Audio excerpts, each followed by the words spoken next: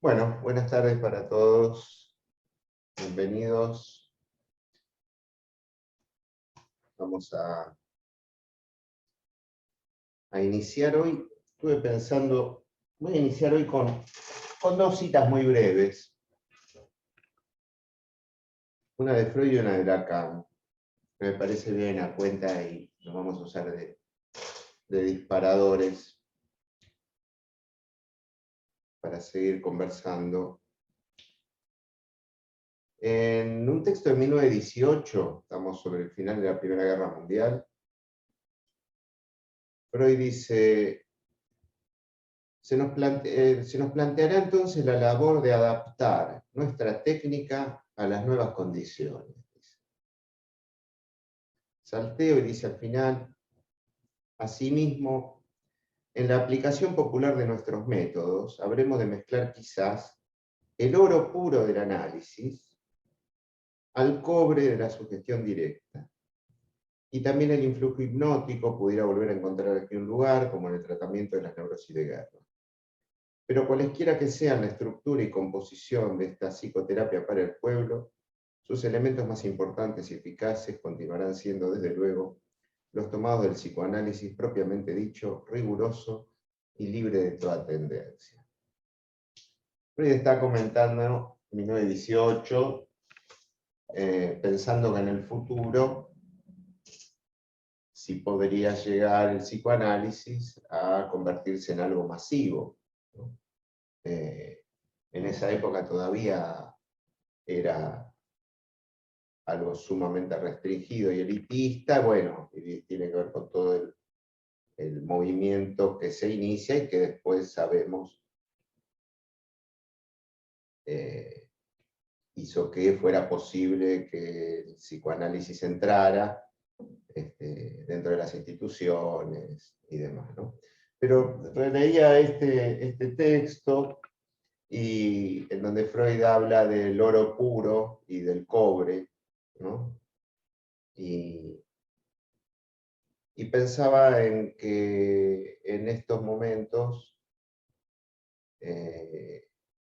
quizá nos aparece una circunstancia, una coyuntura histórica similar en el sentido del futuro del psicoanálisis, en cuanto a cómo está siendo completamente revolucionado con la necesidad de repensarlo a partir de las herramientas tecnológicas que nos permiten los tratamientos online. En la primera clase que tuvimos, después yo me quedé pensando que puse el énfasis sobre todo en los atolladeros, digamos, los atolladeros, las dificultades, los obstáculos, los límites que implican la no presencialidad, los tratamientos online. Hoy me voy a referir un poco a lo que yo llamaba vías facilitadas, o a todo lo que sí es posible y toda la revolución que implica esto de esta posibilidad increíble para que gente que está en cualquier lugar del mundo, en donde no hay la posibilidad de encontrarse con un analista, puedan hoy hacerlo a través de las pantallas, ¿no? Y en relación a esto mismo, encontré justamente una cita de Lacan, que está en Intervención sobre la Transferencia, texto de 1960 y pico, de los escritos.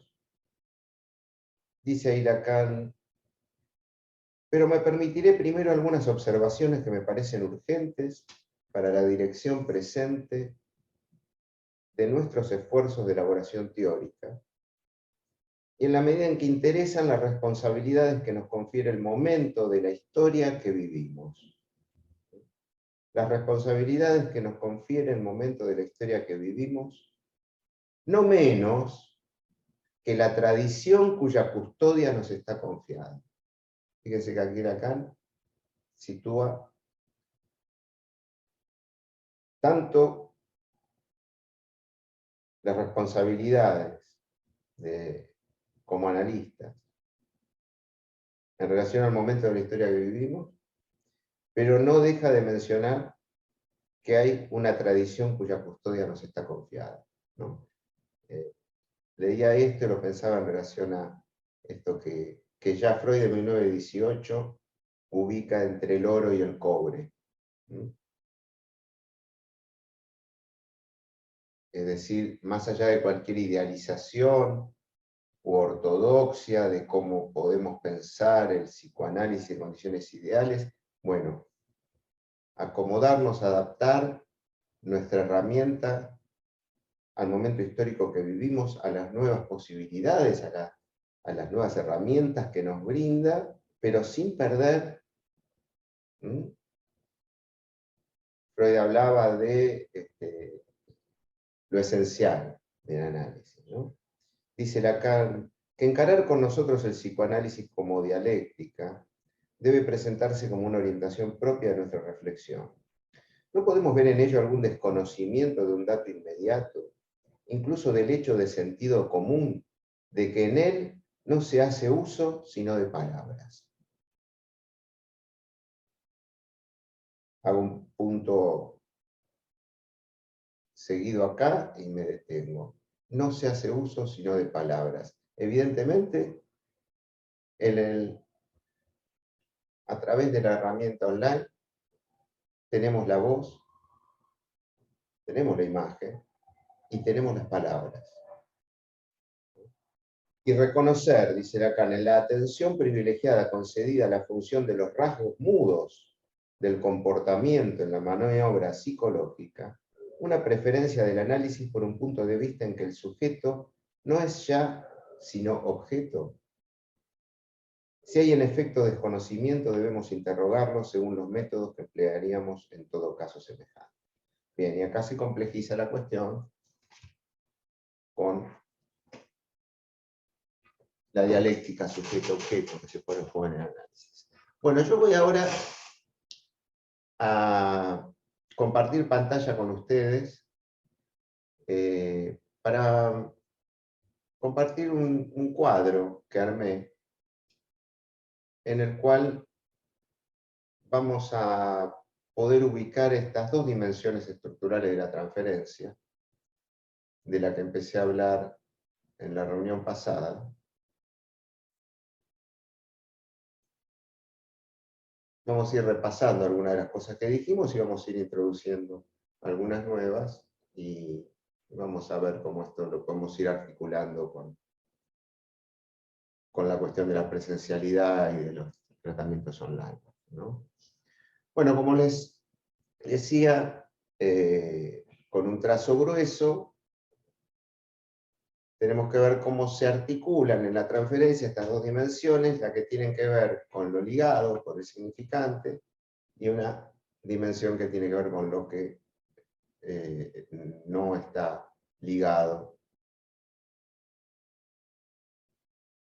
Y que, como decíamos la otra vez, el aparato insiste en un intento de anudamiento de eso no ligado, ¿no? Del lado de lo que sí viene ligado con el significante, ubicábamos el sujeto supuesto al saber. Cuestión que me parece muy importante de remarcar su valor, ¿sí? Porque hay algo de este orden, de la transferencia de saber, que efectivamente nos encontramos con que en los tratamientos, incluso aquellos que se inician y se continúan online, se pone en juego la dimensión del sujeto supuesto al saber, y acá es donde yo retomaría esta advertencia de Freud, ¿no? En la cual no debemos perder de vista que aunque nunca hayamos estado cara a cara con ese paciente, lo que va a hacer posible que la experiencia tenga que ver con el psicoanálisis es que vamos a hacer una suposición de la existencia en el inconsciente. Y esa suposición la tiene que hacer el analista. Por eso decía la otra vez, esta doble vertiente del sujeto-supuesto saber, en la cual a la transferencia de saber, del supuesto saber que se le hace al analista, le devolvemos ese saber no sabido al significante a partir de suponer la existencia del inconsciente. Claro, después está esta otra dimensión estructural, que es la del objeto. Y que la otra vez hablábamos de las ciertas complicaciones que puede implicar la puesta en juego de el objeto que va a pasar a encarnar el analista en la transferencia cuando estamos sin la presencia, es decir, no está puesta en juego lo real de la transferencia, al menos no del mismo modo que cuando tenemos los cuerpos allí en presencia. Ahora yo me preguntaba hoy, ¿qué sabemos, qué nos depara el destino, el futuro, en cuanto a los avances tecnológicos que pueden hacer que quizá, mucho antes de lo que imaginamos, los cuerpos se presentifiquen a través de hologramas, a través de determinados dispositivos que quizás ya se están desarrollando, nos permitan también alcanzar alguna dimensión de lo perceptivo más allá de la imagen. No lo sabemos. Bueno, siguiendo con el cuadro, de este lado de lo ligado, nos encontramos con la dimensión del amor, que como decíamos la vez pasada, se va a poner en juego en la transferencia, en su doble vertiente, tanto la tierna, que sin duda está absolutamente favorecida en los tratamientos online, como la del odio, que me parece que está mucho más atenuada.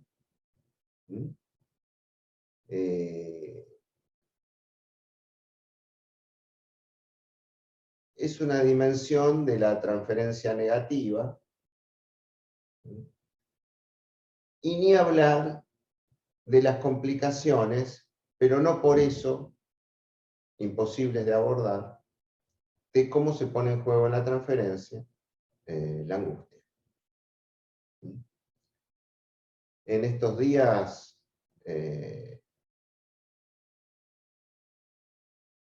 tenía justamente la experiencia de una tercera o cuarta entrevista con un paciente a quien nunca he visto personalmente, que comenzó a atenderse online y que llega invadido por una angustia que le resulta arrasadora, que nunca le había pasado algo así. Es un hombre de más de 50 años, y que esta angustia está vinculada a una situación de miedo, casi pánico, terror, a perderlo todo, a perder todo su patrimonio, todo lo que ha podido adquirir a lo largo de una vida de 35 años de trabajo profesional, a partir de que está atravesando un divorcio muy controvertido, y su exmujer, muy enojada, le está haciendo todo tipo de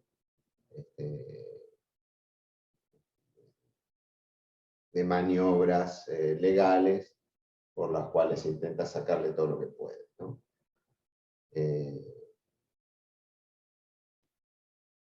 Claro, aparecía como sumamente enigmático por qué este hombre tenía tanto miedo de perderlo todo.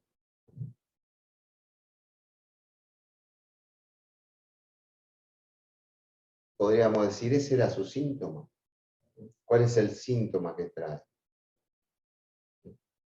Un síntoma que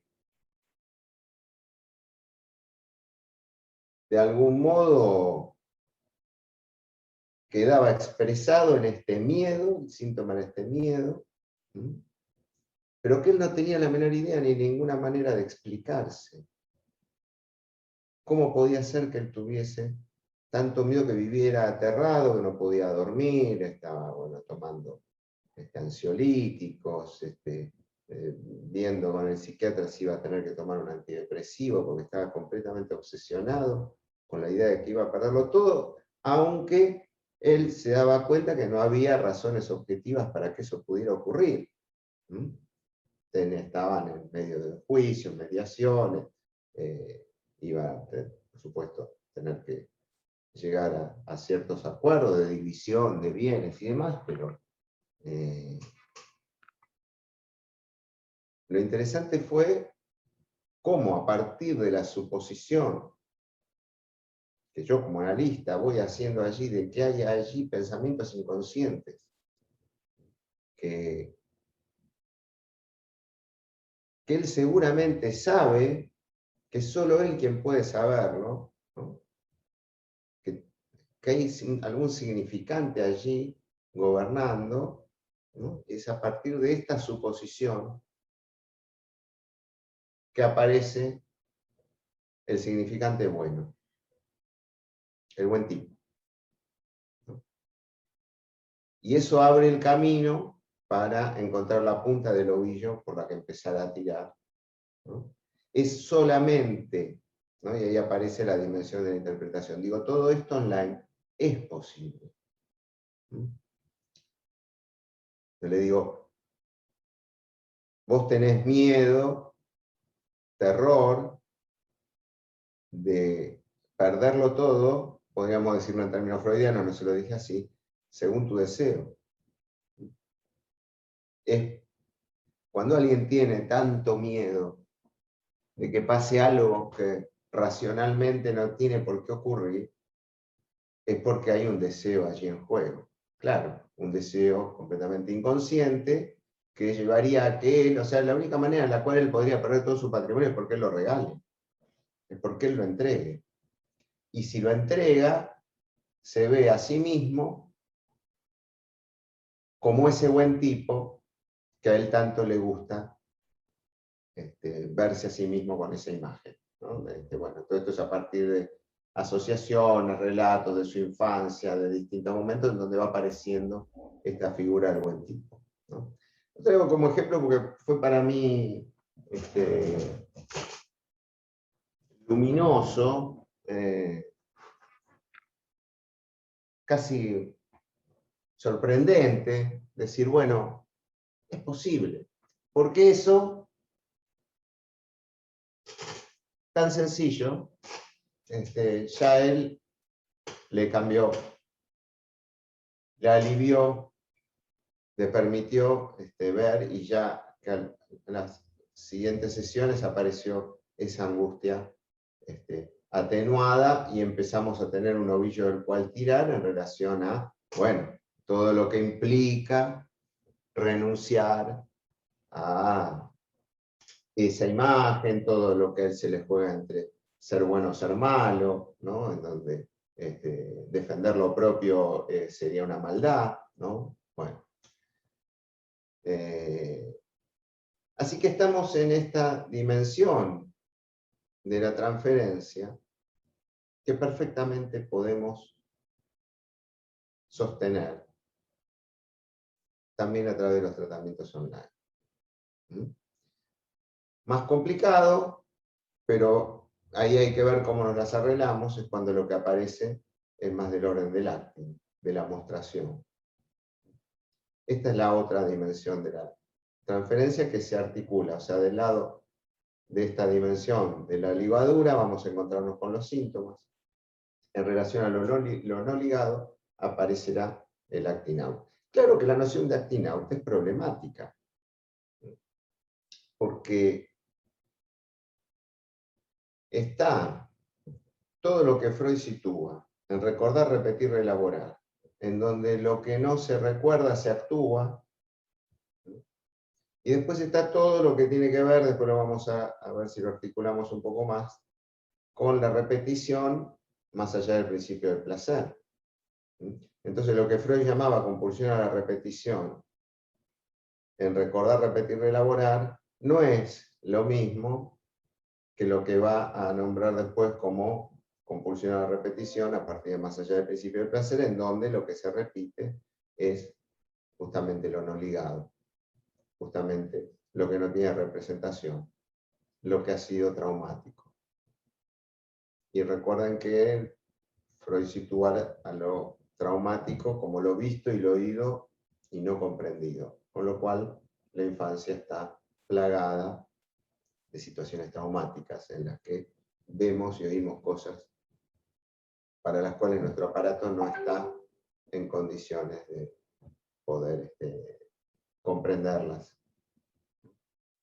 ¿Qué pasa con el lugar del analista en relación a estas dos dimensiones estructurales de la transferencia? En esta dimensión del síntoma, de la ligadura, del significante, el lugar del analista en esta dimensión del amor, de transferencia positiva, en donde lo que predomina es la corriente tierna, el lugar del analista es el lugar del ideal. El lugar del analista estará impregnado en la transferencia por las imagos parentales, padres, maestros, figuras ideales. Recuerdan que dice Freud, el analista pasa a formar parte de la serie psíquica del paciente, ¿no? Del otro lado, claramente tenemos el objeto de la angustia, ese del que hablábamos la vez pasada, que es el que encarna el analista, en el punto en el cual el paciente se monta como su otro gozador, dejando al analista en ese lugar en el cual el paciente suele ser el objeto de ese otro gozador, y en ese lugar queda angustiado, lugar del desamparo, lugar de ser abandonado. En el medio, si se fijan del cuadro, puse el objeto degradado. ¿Por qué? Porque está un poco de los dos lados. La dimensión del objeto degradado es una dimensión en la que se ponen en juego los significantes orales, anales, los modos de la demanda. Ustedes saben que lo oral, lo anal, se clarifica si uno lo ubica en relación a la demanda. Lo oral es la demanda al otro, pero al mismo tiempo está desde la madre, te demando al bebé, te demando que me demandes el alimento. Tiene que estar esa demanda de la madre de que el bebé demande al otro, ¿no? Como ven, lo oral es más complejo de lo que parece. No es solo la demanda al otro. Habrá estado primero la demanda de demandar.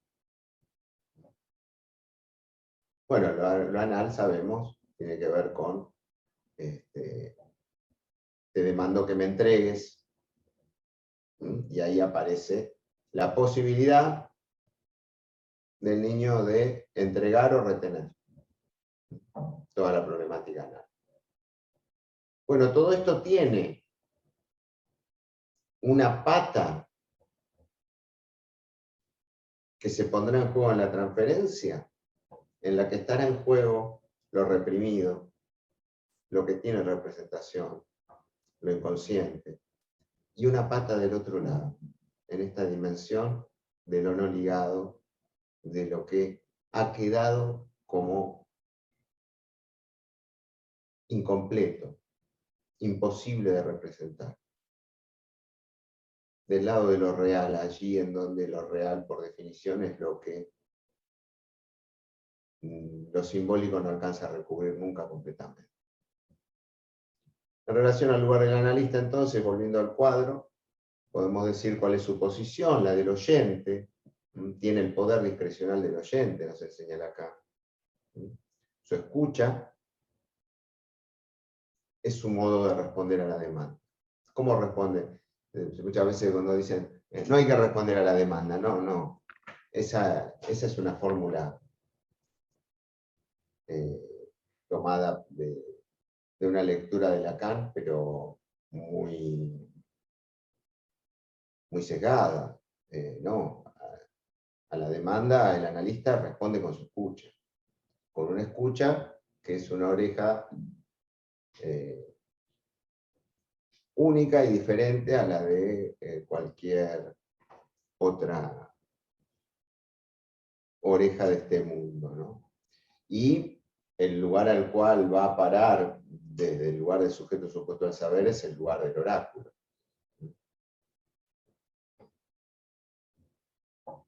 Piensen ustedes la complicación que aparece en relación a esta otra dimensión estructural de la transferencia, que es cuando sube a escena como resistencia, por ejemplo, algo del orden del acting out.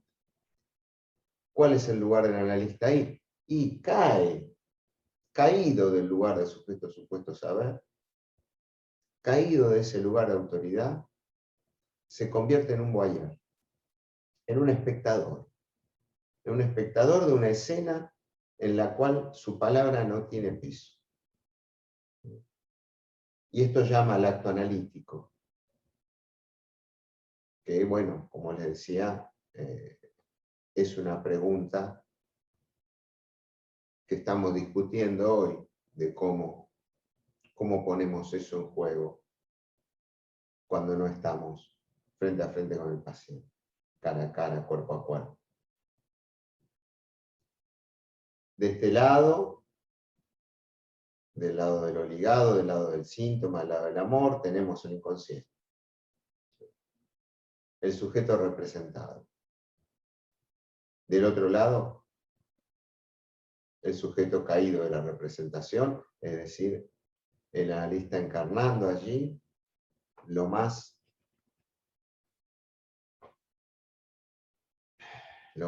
el desvalimiento más absoluto del desamparo.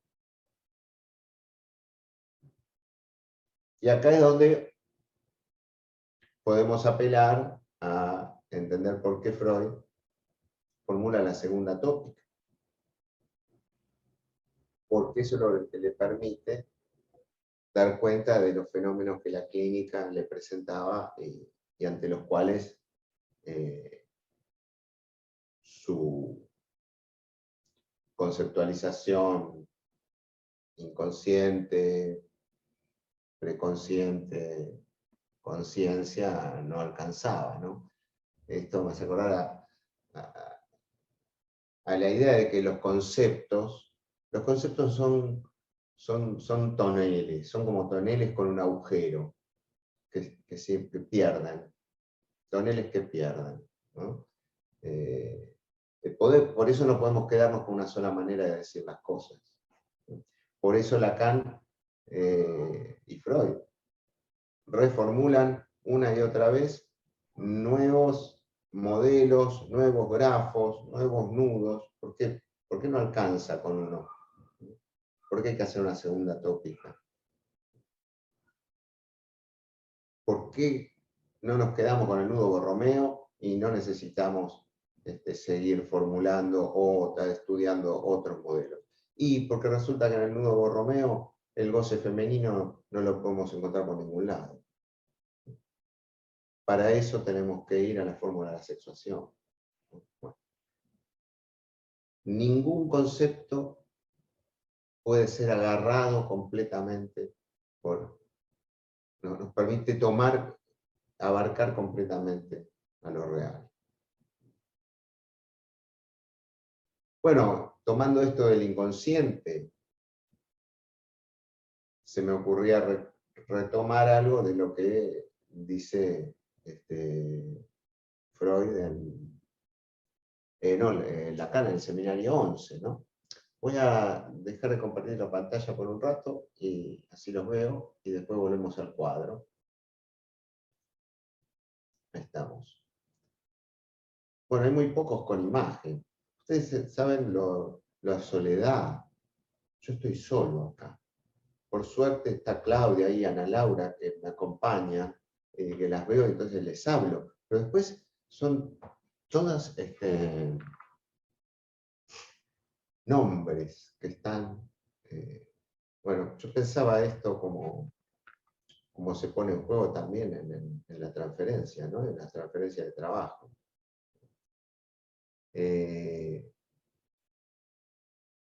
Hay una novedad del seminario 11 de Lacan, que ustedes saben que fue después de la excomunión, ¿no? Que es su idea de retornar a pensar el inconsciente freudiano como la suma de los efectos del lenguaje sobre el sujeto, dice Lacan, ¿no? ¿Qué recupera allí? Recupera lo que los celosos ortopedistas de la segunda y tercera generación de los posfreudianos, ¿no? Habían dejado perdido. ¿Por qué? Porque van a considerar el inconsciente como un depósito pulsional, en donde había que ir a buscar a las profundidades. En cambio, Lacan rescata esta idea freudiana, que está muy clara en Signorelli, por ejemplo, en esos textos de Freud, el inconsciente como superficial, el inconsciente es la superficie de los dichos. Bueno, recordar esto me parece que también nos sirve para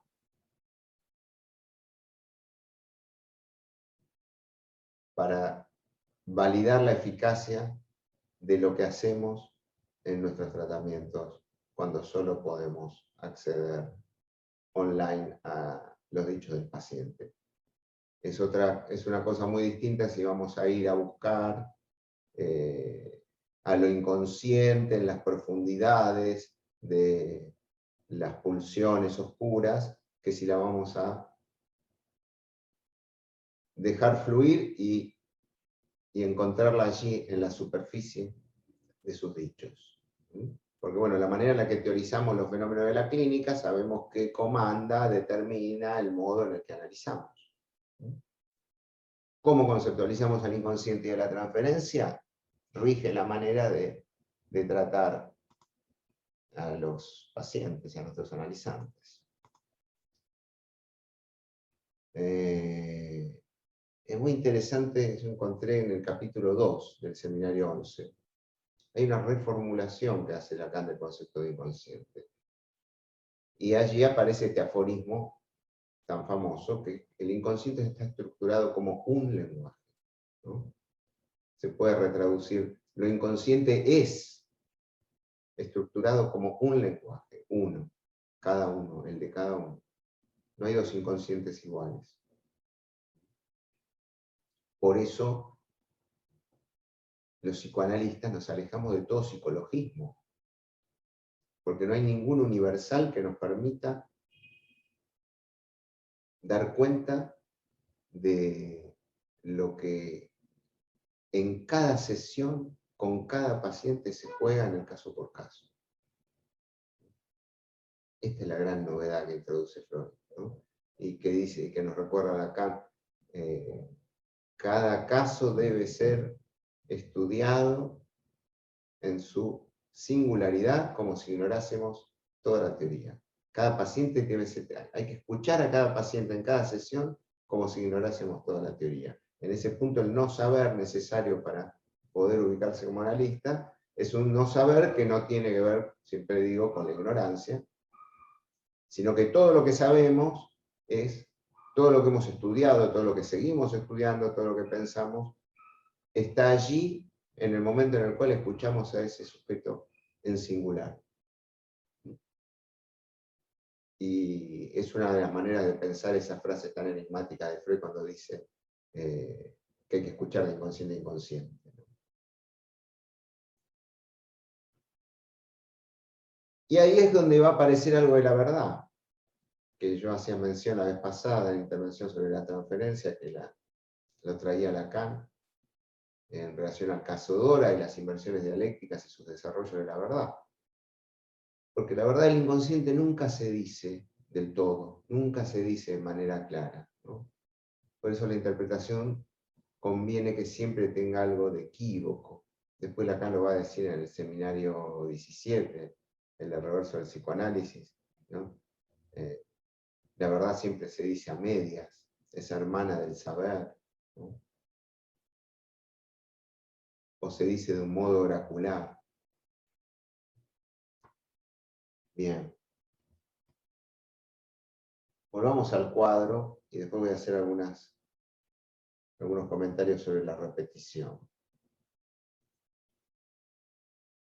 Volviendo acá al cuadro y a las dimensiones de la transferencia.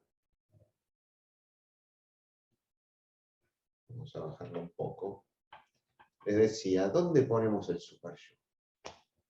Cuando armaba el cuadro y pensé en la segunda tópica, estas dos dimensiones de la transferencia, dije, ¿dónde ponemos el superyo? Personalmente creo que una de las mayores dificultades con las que nos encontramos en la clínica es la dimensión del superyo. Es uno de los huesos más duros de pelar en la clínica. Y a la vez es esencial. Esencial ubicar que en esta división subjetiva, en esta dimensión del inconsciente, porque ¿qué es la novedad de la segunda tópica? Que lo inconsciente ya no es lo inconsciente y lo que no es consciente. No, lo inconsciente se complejiza y aparece la dimensión del ello, que es inconsciente, pero es el ello que no tiene representación. El ello no es lo... O sea, cuando Freud habla de lo reprimido inconsciente, eso ya pasó a esta otra dimensión. Lo complicado con el ello es que ahí se articula con lo traumático, con lo que se repite en vano, pero nos dice Freud, fíjense que complejo, tiene un abogado el ello. Ni siquiera es el abogado del ello, el super yo es el abogado del ello. Entonces por eso lo puse ahí en el medio. Porque el super yo, esas voces, eso que ese otro en nuestra cabeza que nos está hablando todo el tiempo, es a la vez lo más inconsciente, somos absolutamente inconscientes y a la vez es completamente consciente. Sabemos de eso. Nos habla todo el tiempo. Habla por nuestra boca. Y sin embargo somos totalmente inconscientes de que somos hablados. Por eso, para mí es un momento crucial del análisis, cuando el analizante empieza a poder reconocer las voces del superyo como tales. Y habrá que ponerle el nombre que cada uno pueda. Yo no la vi, la quiero ver en estos días. No sé si alguno de ustedes vio la película Luca. Me enteré por un paciente que despertó mi interés. En verdad es una película de dibujos animados de Disney. Estoy tratando de conseguir poder ingresar al canal de Disney para poder verla. Es una película nueva, ¿no? Me contaba este paciente que el protagonista le pone nombre, podemos decirlo entre nosotros, a su super yo, y lo llama Bruno. Le pone de nombre Bruno a ese que le habla y le dice cosas que por lo que mi paciente me contaba, por eso digo, todavía no vi la película, pero me despertó el deseo de verla. Y el paciente en sesión llega y me dice, tengo que acallar a Bruno.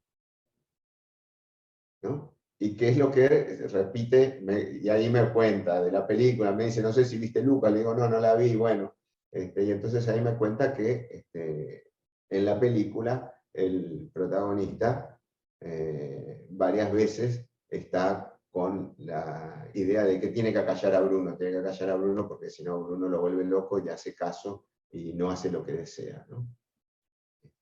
Muy interesante cómo Disney Pixar, toman la figura del super yo y la llevan a esta dimensión. Pero en un análisis, bueno, ponerle nombre, yo creo que es una de las tareas más arduas, la de que el analizante pueda empezar a reconocer esas voces y esa mirada superyoica como ajenas, a pesar de que están adentro de su cabeza. Porque esa es la única manera de poder desidentificarse de eso que está en su propia cabeza. Y eso le va a permitir dejar de obedecer. Porque mientras piensa que si está dentro de su cabeza, entonces es un pensamiento propio, entonces no puede dejar de obedecerse a sí mismo. Cuando se da cuenta que no es un pensamiento propio, recién se abre el camino para poder desobedecer. El camino en la dirección de la cura de un análisis es que el sujeto pueda, este es uno de los nombres de la dirección de la cura, pueda desobedecer las órdenes de su superyo. Bueno, volvamos al cuadro. Tenemos de un lado la dimensión de la falta, la dimensión de la castración. Del otro, del lado de lo no ligado, del lado del objeto, del lado de la angustia, del acting out, tenemos la dimensión de la pérdida, del puedes perderme, del fordá, que recuerdan, Freud lo ubica como el juego del niño junto a los sueños traumáticos, en esta dimensión de lo traumático.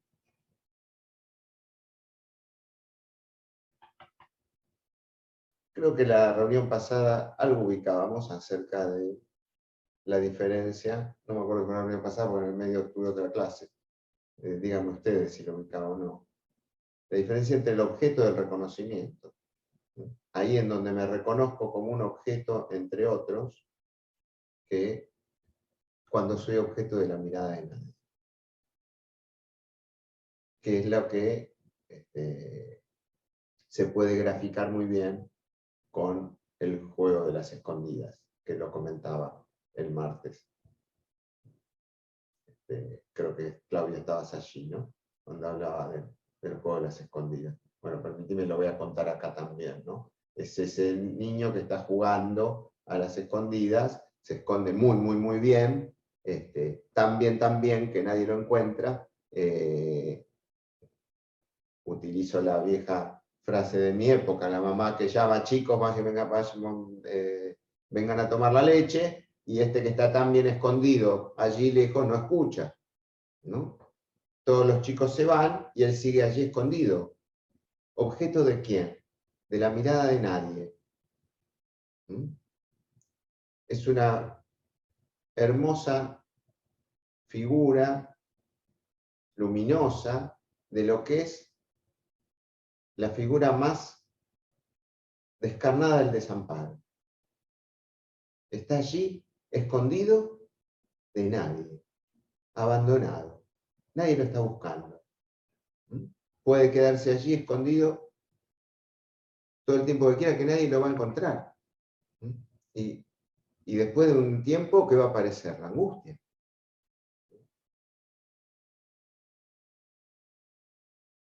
Este es el objeto de la mirada de nadie, este es el lugar del desamparo, más absoluto, el lugar del desvalimiento. Y es una de las dimensiones que se pondrán en juego, o no, en la transferencia, pero que son la ocasión, para mí en este momento, de transmitirles algo que me parece fundamental. Y es que, incluso aunque no lo veamos, aunque no la veamos, aunque parece que no está, la transferencia siempre está. ¿Se acuerdan de aquello? Aunque no lo veamos, el sol siempre está. Bueno, la transferencia también, incluso cuando parece que no está. Esto es muy importante, se esclarece con la... No decir que se esclarece es decir demasiado. Diría que Lacan le pone algún nombre a esto cuando nos habla, creo que es en el seminario de la angustia, nos habla de la transferencia salvaje.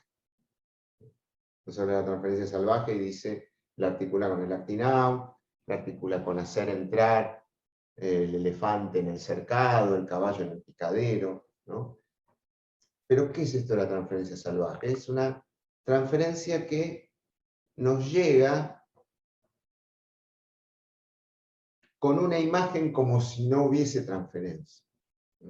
Creo que es una gran trampa que intento siempre transmitir a la gente que estudia, que supervisa conmigo, porque muchas veces, y es la gran trampa en la que caen los posfreudianos de la segunda y tercera generación, ¿no? Cuando se lavan las manos con los pacientes y sus resistencias, o cuando no aparece una voluntad decidida de analizarse, una apertura del inconsciente. O cuando un paciente llega y nos dice, yo estoy acá porque me trajeron, porque me dijo el médico que tengo que venir, no sé para qué vengo, dígame algo que no sepa. Esas son manifestaciones, formas en las cuales se manifiesta la transferencia. La transferencia está. Cuando un paciente deprimido viene, se queda callado y no tiene ganas de hablar y nos dice que viene porque la esposa, ¿no? Le insiste, o para darle el gusto, o como me dijo hoy un paciente, no sé, hace 6 meses, 6, 8 meses que no venía, bueno, ahora el hijo le preguntó si estaba continuando con su análisis y bueno, y entonces se decidió y me llamó y tuvimos una sesión online porque está en este momento en el exterior. Y la tentación de decirle, bueno, realmente todo lo que me contó eran trivialidades, el tipo está muy bien, tiene algunas preocupaciones que son absolutamente lógicas para algunas cuestiones que está viviendo, pero nada ahí de apertura del inconsciente, nada de asociación libre, ¿no? Y la tentación es muy grande de decirle, bueno, vos me llamaste porque tu hijo te dijo, pero en realidad no tenés ningún problema. Cuando tengas ganas, volveme a llamar. Eso es lo que, entre comillas, contratransferencialmente, hubiese respondido. En cambio le digo, bueno, me alegro de verte bien, ¿qué te parece si nos vemos cada 15 días? Sí, buenísimo, eso es lo que yo había pensado, que cada 15 días estaría bien. Bueno, ¿no? Y yo mismo me sorprendo. ¿Pero por qué? Porque en algún lado tengo incorporado que, y si me llamó, no es solamente porque el hijo le dijo que si estaba, ese fue el factor desencadenante, la palabra, y si no hubiera sido eso, hubiera sido otra cosa. Pero ahí hay alguna modalidad de la transferencia de la cual no tengo ni la menor idea de qué función cumple. Pero en su sonrisa, de oreja a oreja, cuando yo le dije, ¿qué te parece si nos empezamos a ver cada 15 días? Supe que allí hay algo de la transferencia que ya veremos de qué se trata. Y cuánto se podrá o no desplegar, no lo sé. ¿Cuánto será, qué valor tomará para este hombre, tomando acá lo que dice el cuadro, haber sido incluido en una escena como objeto de reconocimiento? y no como objeto de la mirada de nadie. Siguiendo con el cuadro, entonces, tenemos por un lado a los otros, con mayúscula, significantes. Del otro lado tenemos lo que uno es como objeto para el otro, para el gran otro, ¿no? Que es lo que, insisto, el analista encarna en la transferencia y es, como digo abajo, el objeto que no se ve. Ese es el que se encarna. En cambio, el objeto del que se habla es un objeto que se ve. Está a la vista, y que por eso lo articulaba con también la dimensión del objeto degradado. En la dimensión del objeto degradado está el objeto que se ve, muchas veces en la transferencia negativa, podemos ver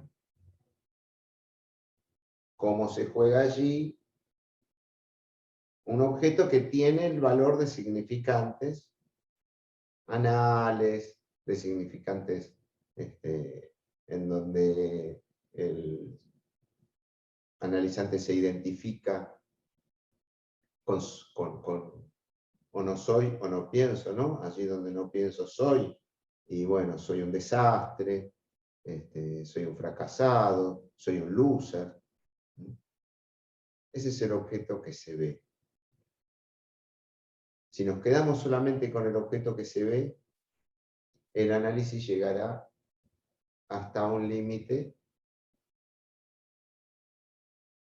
y para poder atravesarlo hay que poder ubicar el objeto que no se ve, que es el que se encarna en la transferencia. En este ejemplo que les daba recién, el objeto que no se ve es el que desconozco absolutamente, pero puedo intuir a partir de que veo esa sonrisa. Cuando le digo a este paciente, lo vemos cada 15 días.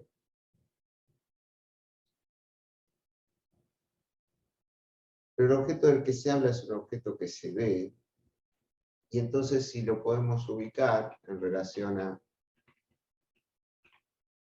a los tres de Lacan, podríamos decir, en esta dimensión estructural de la transferencia, donde lo que predomina es el síntoma, y el sujeto se mueve entre lo imaginario y lo simbólico. Mientras que, esto habría que verlo, en el nudo Borromeo se ve con mucha más claridad, la angustia, el objeto que no se ve, el lugar del desamparo, se juega entre lo real y lo imaginario. Pero hay allí algo real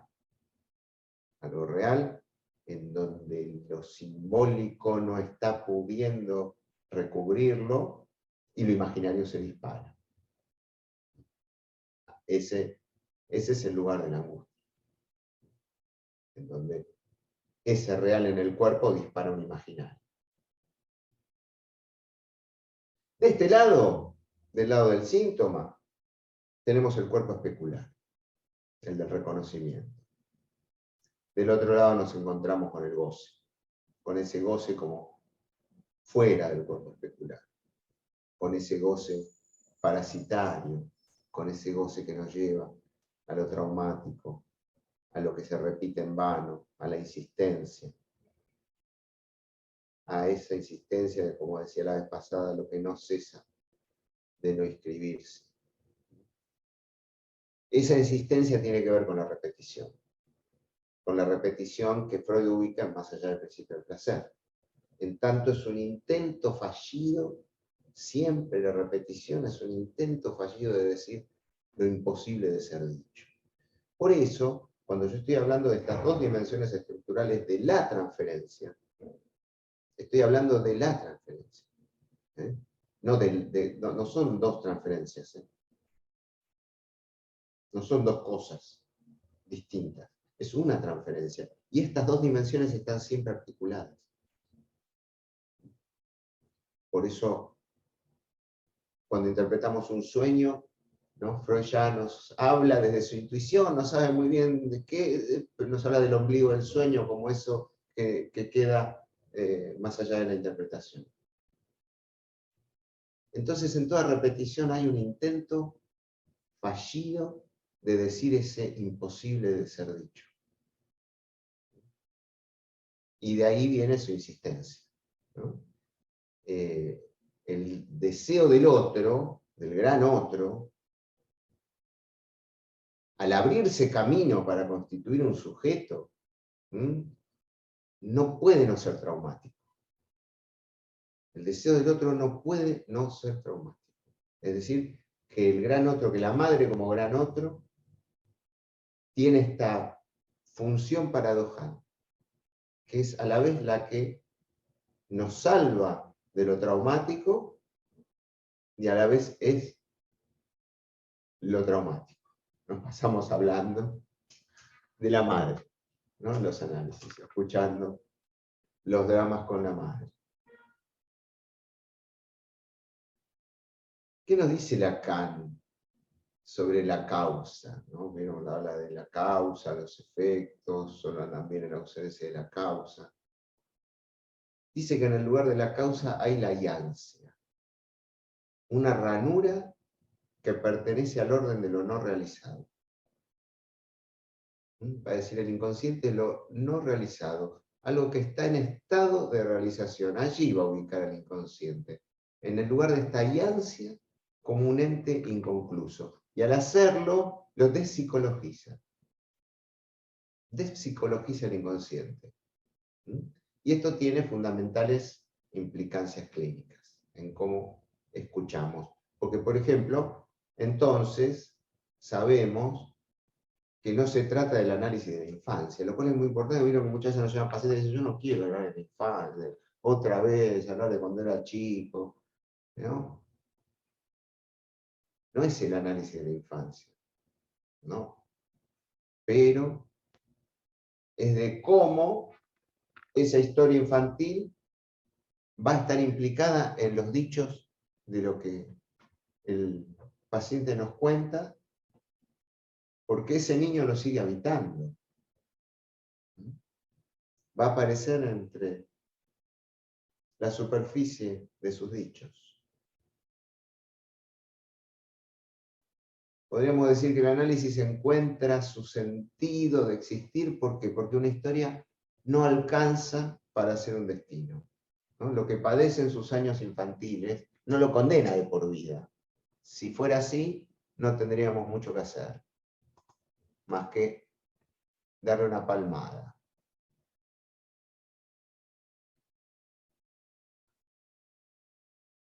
Tampoco se trata del descubrimiento de los hechos traumáticos que causan sus síntomas, ¿no? Como Freud nos enseña cuando abandona la teoría del trauma, allí por sus haciendo sus primeras armas, ¿no? Después de ir y preguntarle a los familiares de sus pacientes por los hechos traumáticos que padecieron, y ir y contárselos a su paciente histérica, y el paciente tenía un ataque y después se olvidaba completamente de eso, ¿no? O sea, se da cuenta que no es por ahí, ¿no?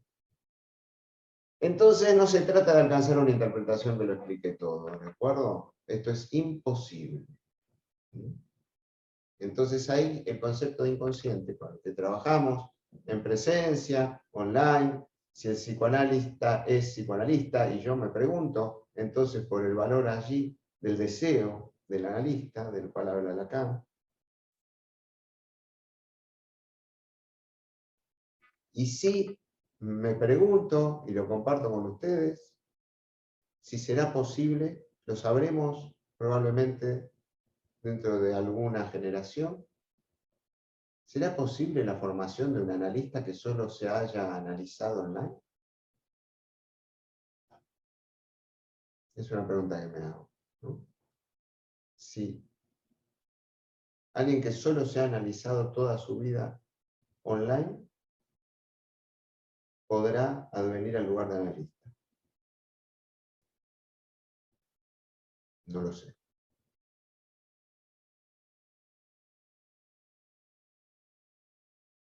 Volvamos al cuadro para poder terminarlo. De este lado vamos a poner tanto al sadismo, fíjense, que el sadismo y el masoquismo secundario están en esta misma línea de lo que es la dimensión estructural de la transferencia, en donde está lo que se ve. Pero lo que no se ve es lo que Freud llama masoquismo erógeno primario. Por eso tan importante ese texto tan duro y oscuro de Freud, que es una pura intuición del final de su vida, ¿no? Cuando habla de el problema económico del masoquismo. Y allí nos habla del masoquismo erógeno primario. Son intuiciones en las que Freud intenta, de alguna manera, legarnos alguna intuición acerca de qué se hace con eso, ¿no? Eso que no se liga por el significado. Y que está más allá del principio del placer. Por supuesto, de este lado, ubico el principio del placer, la repetición en acto, que Freud va a llamar el agieren, en recordar, repetir, elaborar, completamente distinto a lo que después Freud va a plantear a partir de 1920 con el giro de más allá del principio del placer, y en donde lo que va a nombrar como compulsión a la repetición ya es de otro orden.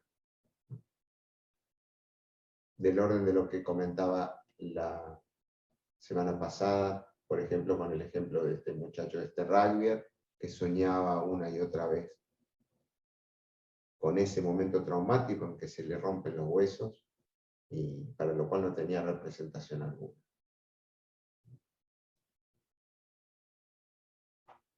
Si tomamos el texto del tiempo lógico, que estamos trabajando en un grupo con algunos de los que están acá, podríamos decir que en esta dimensión de la transferencia se juega lo que Freud llamaba elaboración, o Lacan llamaba tiempo de comprender. En cambio, del otro lado, y al modo del acting, se juega un pasaje no dialectizado, del instante de ver al momento de concluir.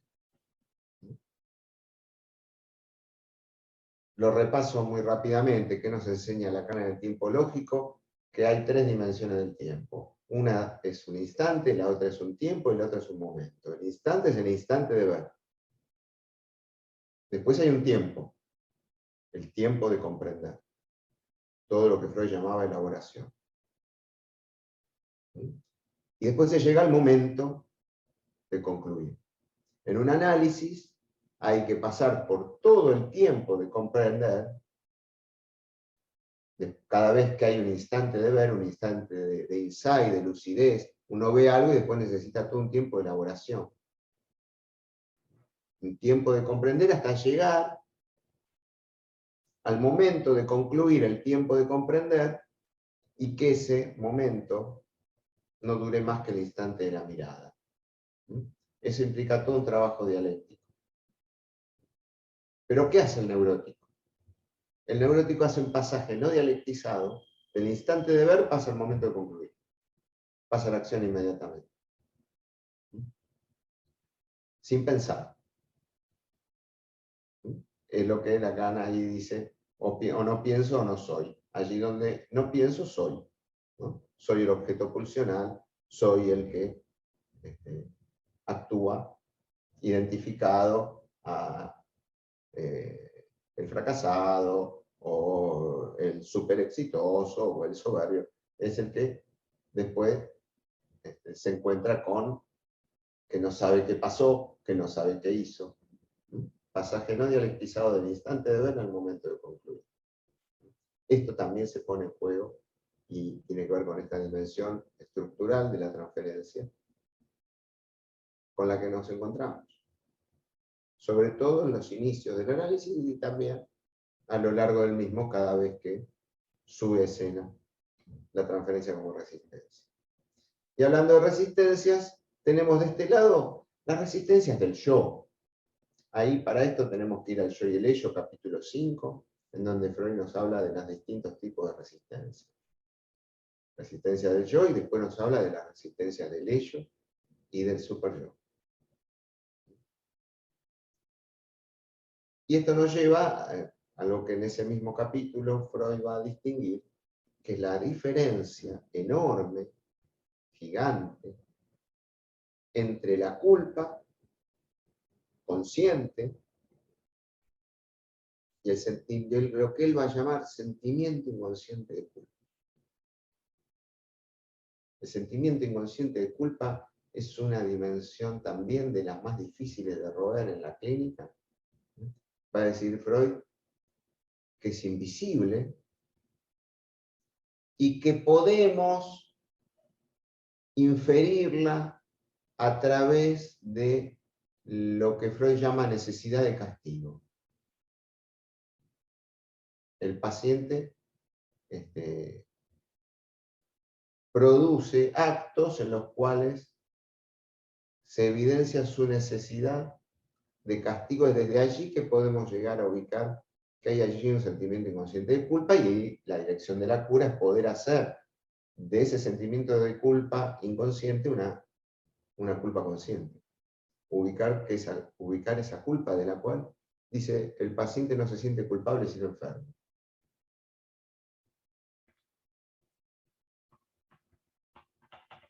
¿Qué es de la posición del analista? Bueno, claramente en relación a la transferencia positiva, tierna, a la dimensión del significante, el sujeto supuesto saber, el analista ocupa el lugar del intérprete. El analista interpreta lo que se escucha. Sanciona qué se ha dicho. Le devuelve al analizante su propio mensaje en forma invertida. En esta otra dimensión estructural de la transferencia, donde lo que se juega es el objeto, Freud le tuvo que poner un nombre del cual yo me apropié para titular mi primer libro, que es el manejo de la transferencia.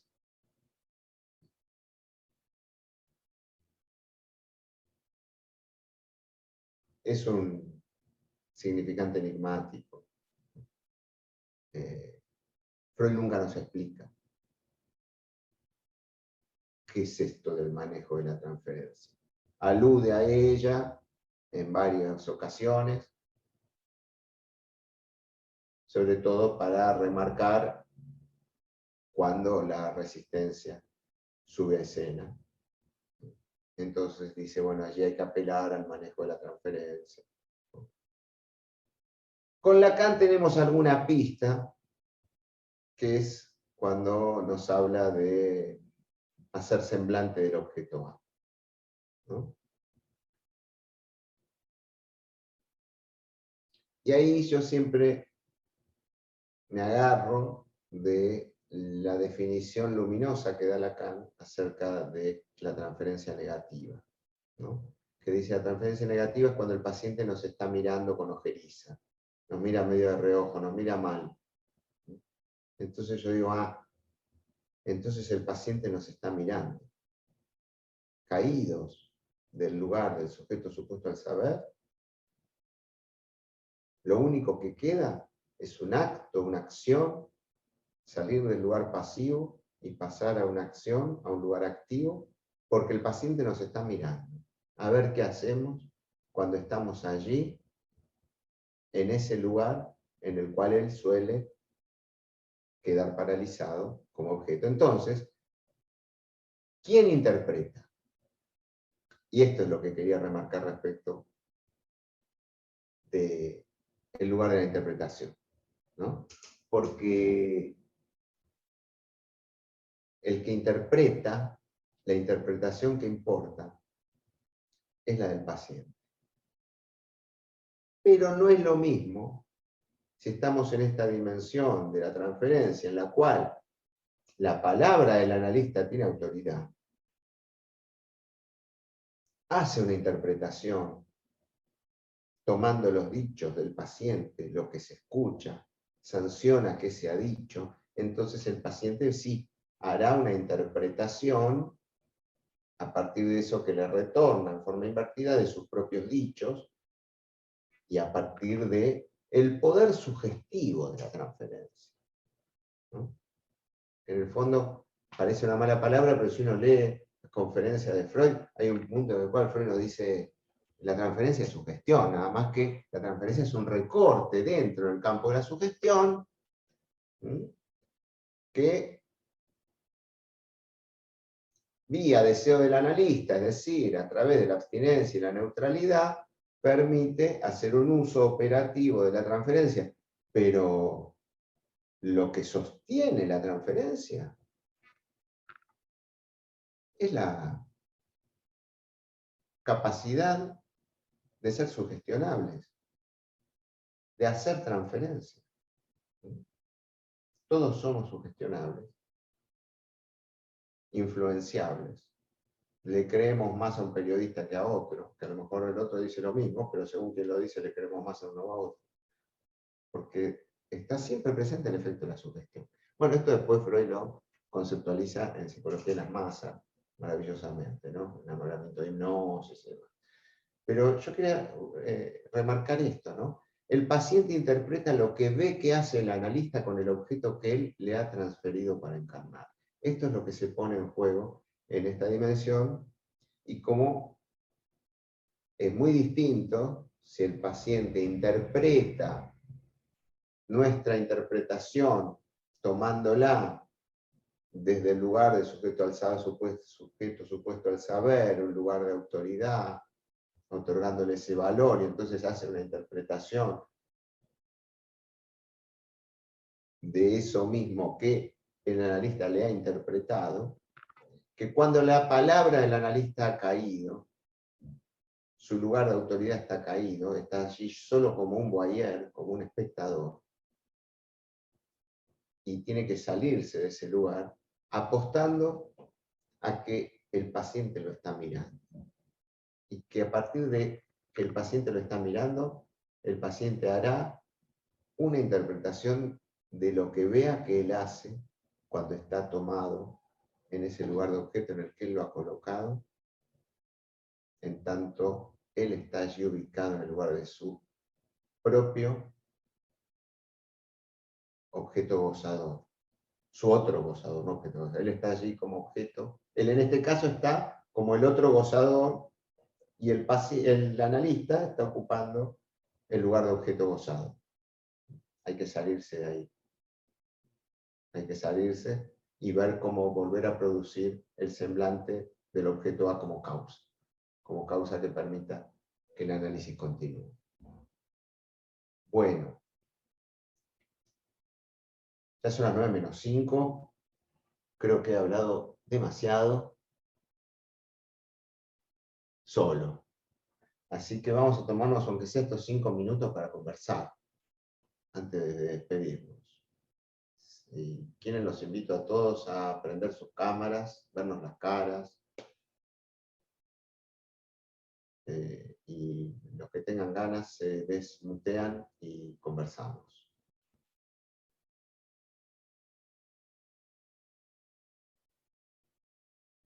Hola María, hola Luz. Hola, ¿qué tal? Hola Luisa, qué bueno verles las caras y saber que he hablado con algunos de ustedes. Hola Adriana. Bueno, algún comentario, alguna pregunta, algo que me haga pensar que llegó a destino algún mensaje.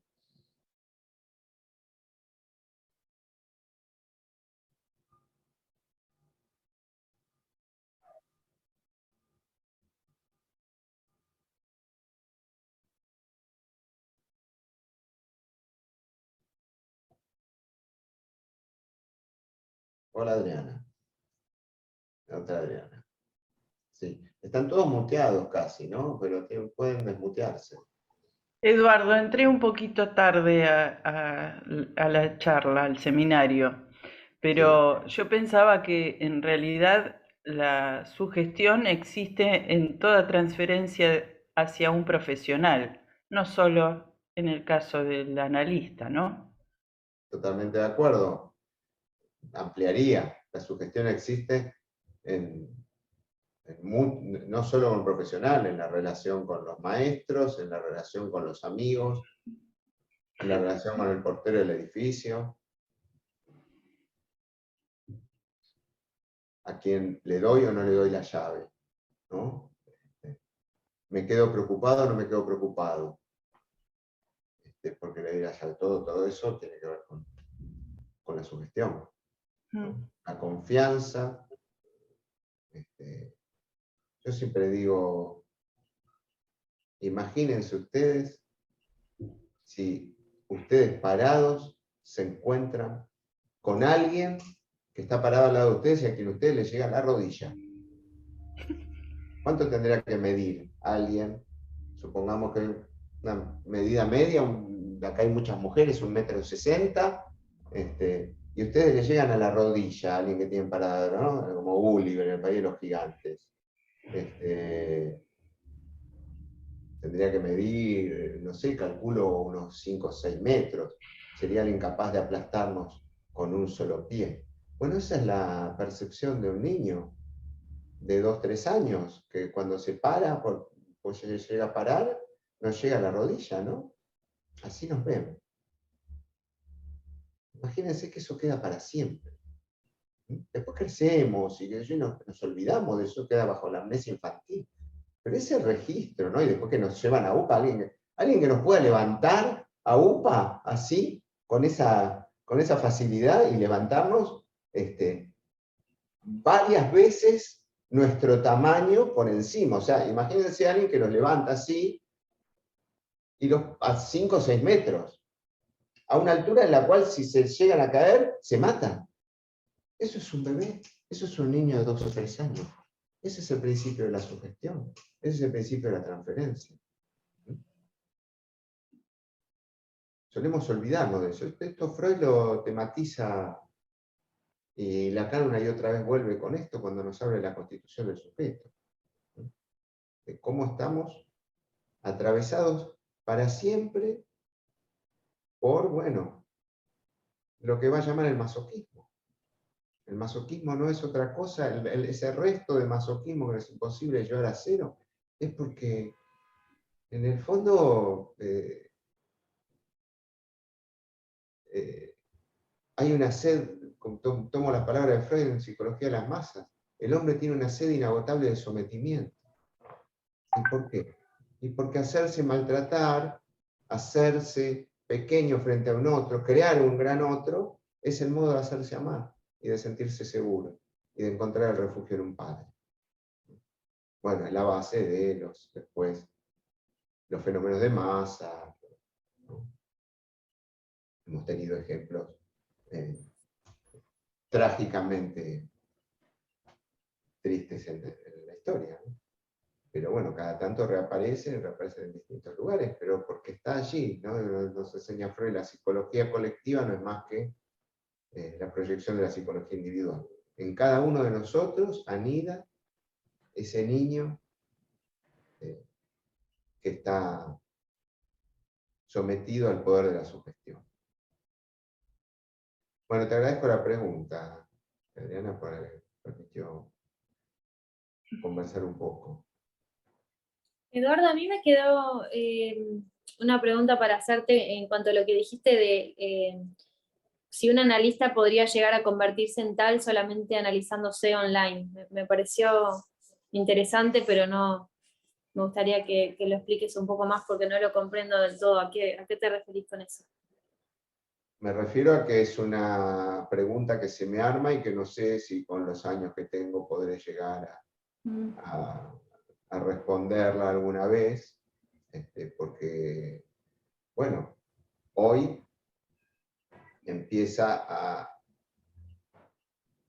a generarse en el mundo un número cada vez mayor de analizantes, quizá que estudian psicología online, que se reciben de psicólogos online. Yo doy clases en la facultad y se han recibido ya alumnos míos. Claro, fueron estos últimos 2 años sus clases online. Pero en materias fundamentales, yo doy clínica psicoanalítica y no es lo mismo lo que transmitimos con nuestros colegas, profesores y demás. No es lo mismo lo que esperamos en los exámenes que puedan dar cuenta, porque sabemos que no es lo mismo que se puede transmitir en una cursada presencial que lo que podemos transmitir online, que está muy bien, pero no es lo mismo. Bueno, algunos de esos que se van graduando, quizá inician sus análisis online.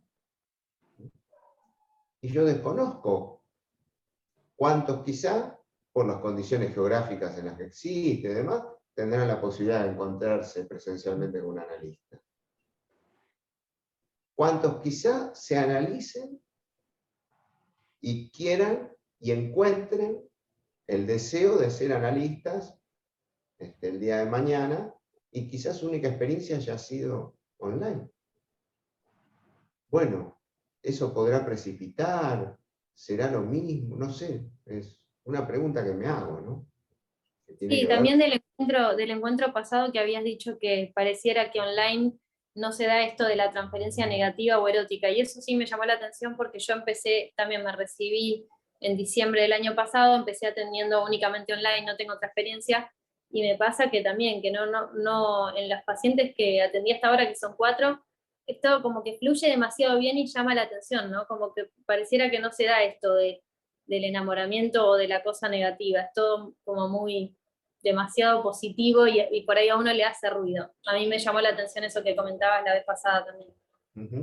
Sí, yo lo he verificado con los pacientes que volvieron a las sesiones presenciales y con los que apareció y subió a escena cuestiones resistenciales o de transferencia negativa o erótica o positiva erótica, que online no aparecieron, ¿no? Pero es como un interrogante, ¿no? O sea, como que no se puede decir por qué. Por ahora no sabemos, digamos, por qué esto no se da. Yo creo que seguimos estando en un tiempo de comprender que este es un tema que está hoy subiendo a la escena pública de la comunidad de analistas, y se está debatiendo acerca de esto en los congresos, pero en los congresos online también, ¿no? Claro. Las reuniones online. Bueno, espero que pronto podamos volver a encontrarnos cara a cara, aunque sea para discutir, para hablar, ¿no? Me parece que no es lo mismo. No es lo mismo. Y bueno, ¿no? Lo que te agradezco, Luz, la pregunta, porque en realidad es algo que se me ocurrió a mí a partir de que en la convocatoria de este seminario se me ocurrió meterme en este atolladero. Después de que lo había hecho, dije, ¿qué lío me metí? Si yo sobre todo esto tengo más preguntas que respuestas. Pero dije, bueno, el valor de la transmisión de una buena pregunta quizá es mucho más importante que tener muchas buenas respuestas. Cada uno de ustedes podrá avanzar en sus respuestas. Si quizá he dejado de cantar en ustedes alguna pregunta, me cuentan, o te haces luz, yo no tengo la respuesta, no sé. Pero me pregunto por el futuro de las nuevas generaciones de analistas, si va a haber analistas que solo tengan como vos hasta ahora, ojalá pronto puedas tener pacientes presenciales, y bueno, y nos vamos convirtiendo en anfibios, ¿no? Yo digo, hoy soy anfibio, atiendo presencial, atiendo online, yo estoy acá, el que viene bien, el que no está a través de la pantalla. Muchas Pero gracias. está solo en la pantalla, no sé, no sabemos. Y no sabemos qué nos depara el futuro de los virus que seguirán llegando o no a nuestras vidas. que nos mantendrán encerrados o no. No lo Me sabemos. parece que es una combinación de los virus más una cuestión de comodidad, porque algo que escuché de la vez anterior fue que vos decías que tenías pacientes que viven cerca de tu consultorio y que aún así no querían ir. Y me Tal parece que cual, ese es un lugar de comodidad que da en la cuestión virtual, ¿no? es tal cual. Esta semana uno de mis pacientes que está absolutamente estancado en su análisis, pero que todas las semanas se conecta y me hace la transferencia, ¿eh? Y su análisis hace un año que está estancado. No pasa nada, no pasa nada. Y el otro día le pregunté, lo veía ahí, digo, perdón, ¿dónde vivís vos? Me dice en Palermo. Yo pensé que me estaba tomando el pelo, yo tengo consultorio en Palermo. Cuando le pregunto, la calle está a 5 cuadras de acá. Y sigue en sesiones online, es un muchacho de 30 años, no tiene ninguna cuestión, sale, se encuentra con amigos, no que tiene miedo del COVID ni nada. Absolutamente instalado en la comodidad de online. Bueno, ya la intervención fue decirle, te espero la próxima acá, ¿no? Y a lo mejor eso a mí no me conviene, porque yo también me instalo recómodo a escucharlo repitiendo su misma cantinela y yo repitiéndole más o menos las mismas cosas. Bueno, si vos no querés que todo sea igual, algún día tendrás que hacer algo diferente, ¿no? Estas cosas que decimos los analistas, cuando no pasa nada, ¿no? ¿Cuándo pasó? Cuando le dije, la próxima venís a mi consultorio. Ay, no, pero no, que el trabajo, qué sé yo, no, online no te atiendo más. Me acabo de enterar que estás a 5 cuadras, no sabía yo que vivía a 5 cuadras. Bueno, le pregunta al paciente dónde vive, ¿no? Dónde viví. A veces el paciente no lo cuenta, pero quizá habría que hacerlo, habría que incluirlo en la entrevista inicial. Preguntarles a cuántas cuadras están. Bueno, ahora habrá que empezar a hacerlo. ¿No? Bueno, en general se enteraba si vienen en auto, si está donde estacionar. Bueno, el otro día fue un ejemplo maravilloso eh, de esto que estoy intentando comentar y transmitir de la diferencia, ¿no?